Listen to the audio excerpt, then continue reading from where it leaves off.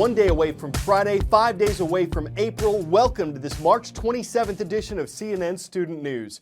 I'm Carl Azus, working in Atlanta. The U.S. president is working in Europe. Yesterday, President Obama met with European leaders in Brussels, Belgium, one of the stops on his week-long trip through Europe and the Middle East.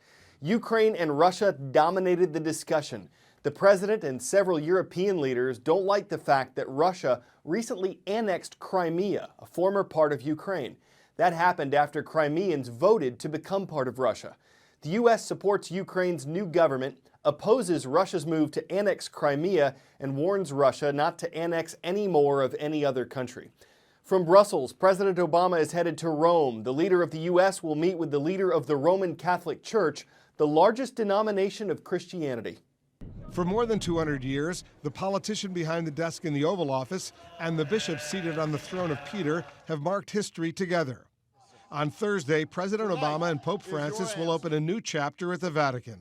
In 2009, President Obama brought his family to the Vatican for his meeting with Pope Benedict. Sasha was still pretty young at the time. You know, they see the Sistine Chapel, and they're going through these various chambers, and each time, you know, she'd see somebody dressed up in the cloth, and she'd say, "Is that the Pope? Is that the Pope? How about that guy over there?"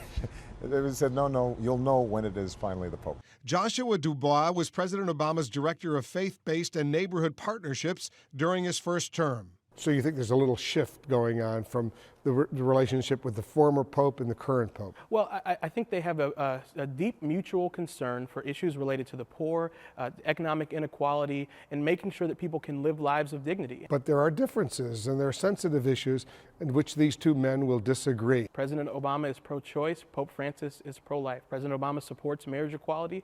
Pope Francis does not. However, these are the type of men who are not going to let disagreement on two issues, even those two very important issues, prevent them from collaborating on many other things, including addressing economic inequality in the United States and around the world.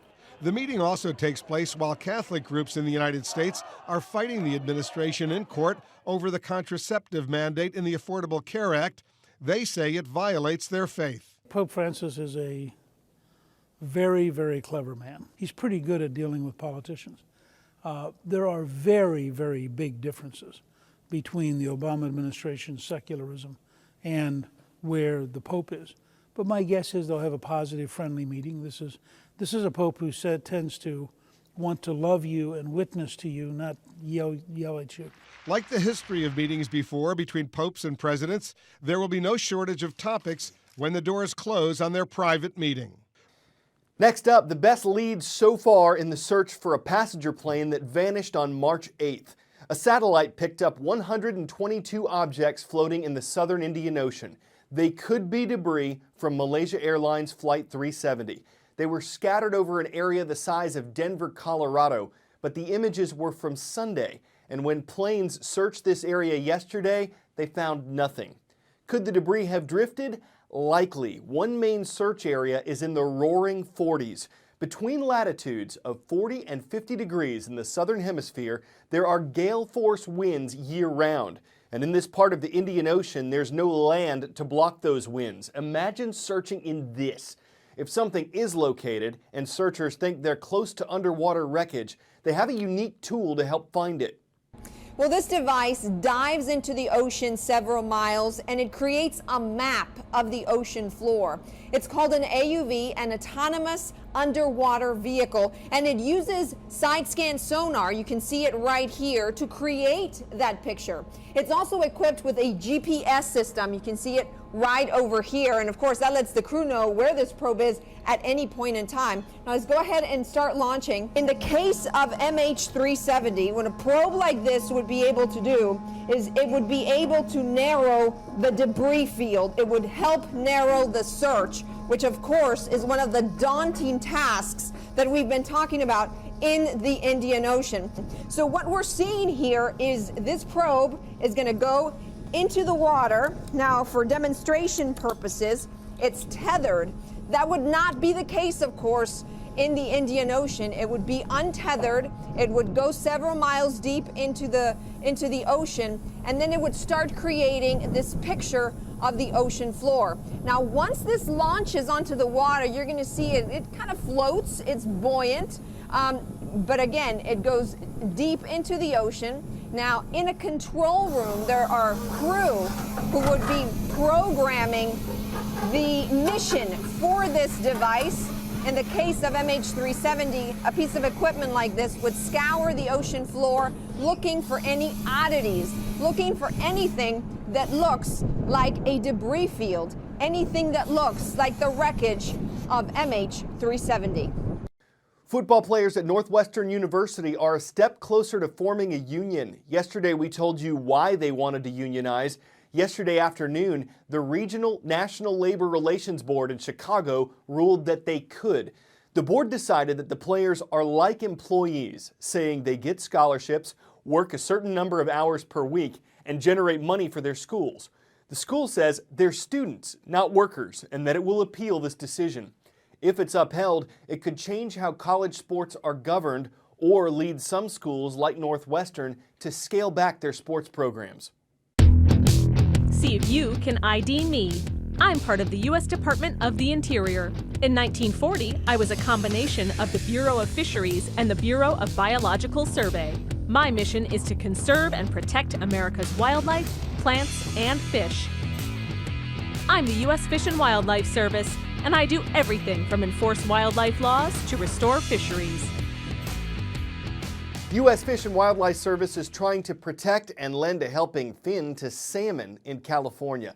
Parts of the state have been parched by extreme drought, and with water levels low, the fish have slimmer chances of surviving their annual migration up the Sacramento River. The trucking project you're about to see costs $500,000, and it comes with a bit of risk. The salmon might not know where to swim back to when it's their turn to spawn. In the quiet of the morning, more than 400,000 3- to 4-month-old Chinook salmon are loaded into 3 tanker trucks, embarking on a 4-hour journey. You can see their small silver bodies make their way through the clear tubes. Here's project manager Scott Hamelberg. We're just getting them closer to the ocean for their release. It's a 300-mile trip. The young fish hauled from the fish hatchery in Anderson to the West Delta in Rio Vista, a route they usually swim. But this year, things are different. It's no secret California's scathing drought conditions have created low water levels, a situation the Department of Fish and Wildlife believes could be detrimental to the millions of migrating salmon at the mercy of predators. So they're getting a ride. In hopes that they'll survive better, contribute to the ocean fishery better in 3 years, as opposed to having poor survival had we released them on station. And eventually contribute to the large, lucrative California salmon industry. Tuesday's fish haul is part of a much larger state and federal effort, transferring millions of salmon downriver over the course of 2 months. There's 12 million that'll come from our facility, and then an additional 18 million that'll come from 4 other state facilities. A process the U.S. Department of Fish and Wildlife believes is crucial. We do what we need to do to get the job done. Call it the Great Lakes State, the Wolverine State. On today's roll call, it's the Bearcat State. Talking about Michigan. That's where the Bearcats from Battle Creek are watching at Battle Creek Central High School. Over to Ohio now, in the city of Ashtabula, right on Lake Erie, it's great to see the Warriors of Edgewood High School. And on Florida's fantastic Gulf Coast in the city of Sarasota, we're happy to have the Barracudas of Brookside Middle School. What's the record for Girl Scout cookie sales? If you think you know it, scout it out. Okay, we'll tell you. It's 18,107 boxes, and this girl did it. A 6th grader from Oklahoma City who says she wants to break the 20,000 mark by the end of the month. She says selling cookies is fun and has 3 ingredients: time, commitment, and asking everyone she sees if they want to buy cookies. Her family has an SUV that can hold loads of them, and if they run out, they can just fill it up with Samoa. Her mom's the driver, she tags along, and while all those sales mean no shortbread, they also bring lots of smiles and delights to buyers. These puns are getting pretty thin. I'm having trouble minting new ones. I guess that's just the way the cookie crumbles. Thanks a lot for watching. I could say thank you very much, and we'll scout out more for you tomorrow.